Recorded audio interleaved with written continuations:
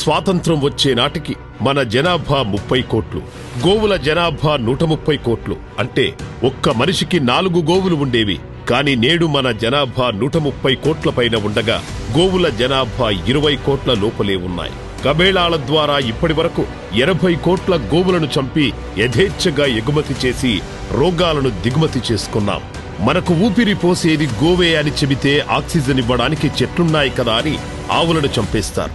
Oxygen కి సిలిండర్లు వచ్చాయని ఇప్పుడు చెట్లను నరికేశారు. చివరకు ఆక్సిజన్ చేత్తో పట్టుకొని బిక్కుబిక్కుమంటూ చోద్యం చూస్తున్నాం. ఎన్నో సూచనలు వచ్చినా, ఎన్నో ప్రళయాలు వచ్చినా తెలుసుకోలేకపోతున్నారు. ఎందుకిలా జరుగుతున్నాయని ఆలోచన కూడా చేయట్లేదు.